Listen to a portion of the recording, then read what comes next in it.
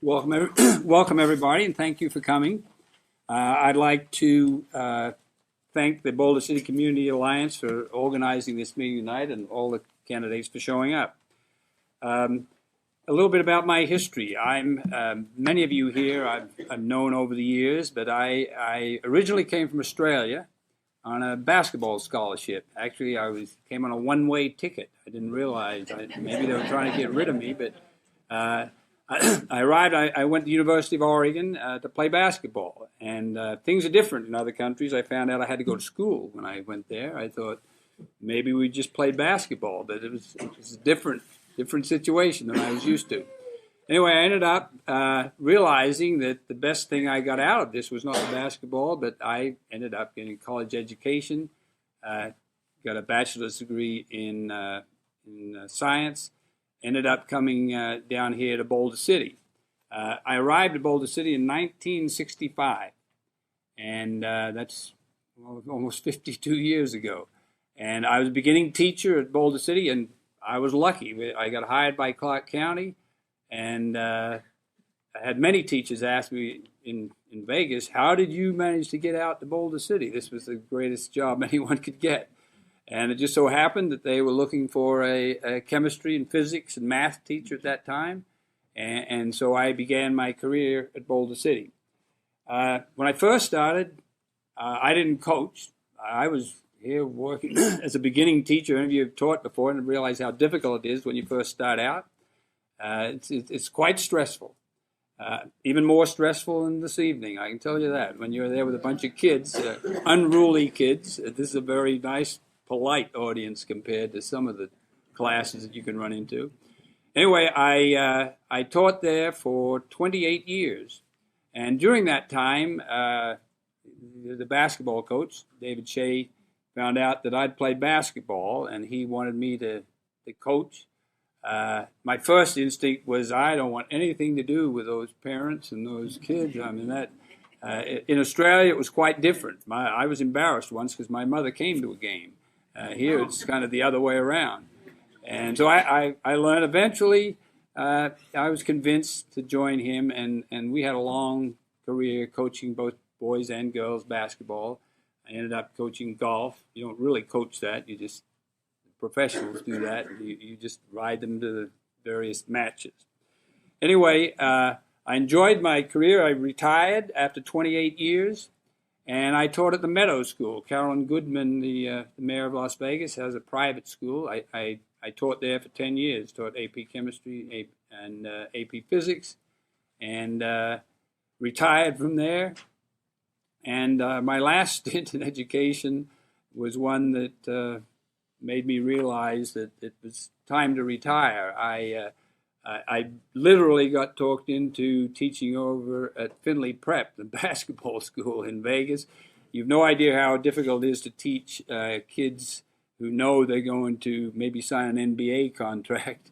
Actually, pre-calculus is what I was assigned to teach. It was very difficult, let me tell you. Anyway, I've actually been in retirement. I feel like I've conquered that for the last 4 or 5 years. I've been very good at it. And it just so happened that I all of a sudden had the time. I used to have to spend, my mother still lived in Australia, and I'd spend a lot of time going, every couple of years I'd have to, think maybe this was the last time I'd see her. She had passed away at 102 here just recently, and I thought I said goodbye for the last time at 80, and so I've spent a lot of time going over there. And anyway, I did have spent time. I shared a place in Hawaii with some people that we used to go, so I had done some traveling. And the opportunity came up where I no longer have those obligations. And so many of you may have met my wife, Christine, who has been involved in politics, and I will tell you, she is the most surprised of anybody that I decided to throw my hat into the ring and run for city council. She was a little upset that she wasn't the first one that I told.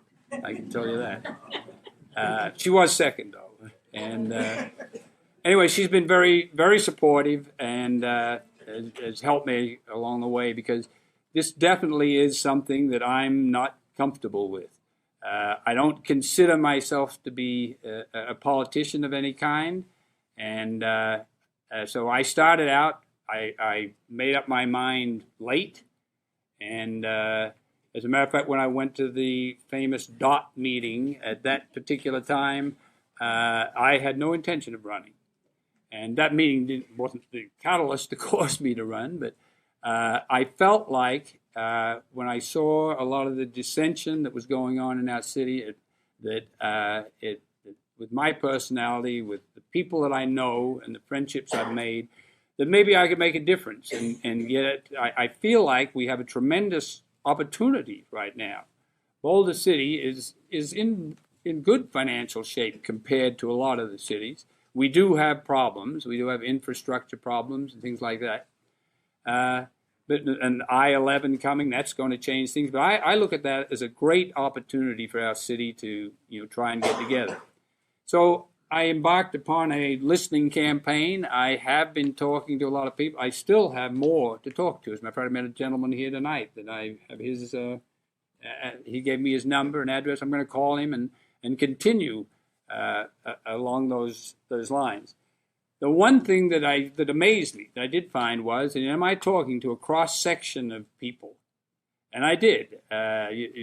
Some of the not just the people that I know. I tried to go out. As a matter of fact, Harold Bagley told me, you should go to the bowling alley. That's where the normal people are.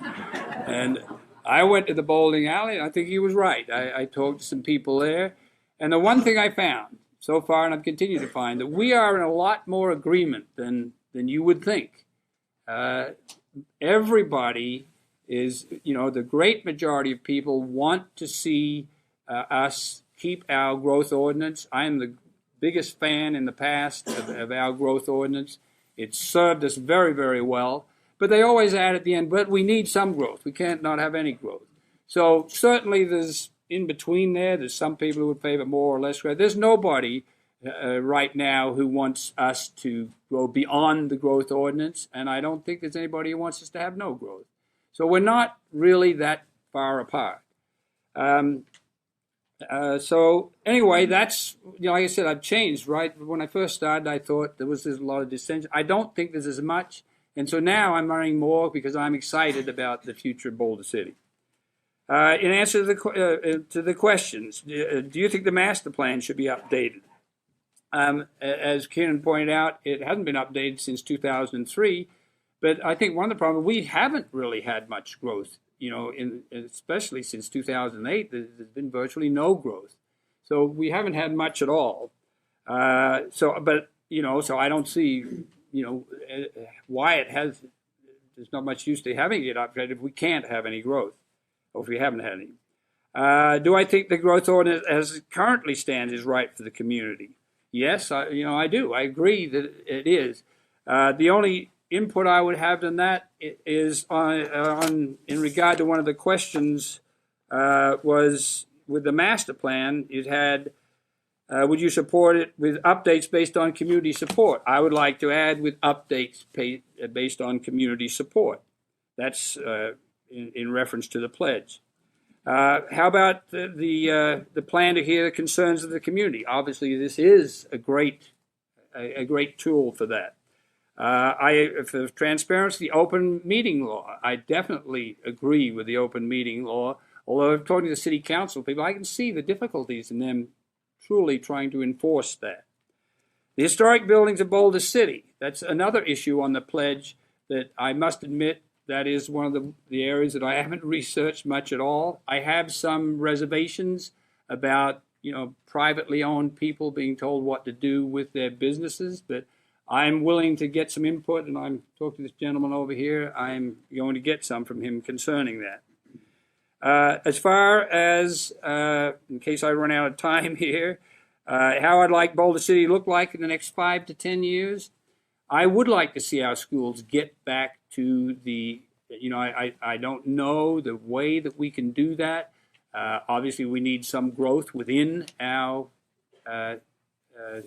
growth ordinance.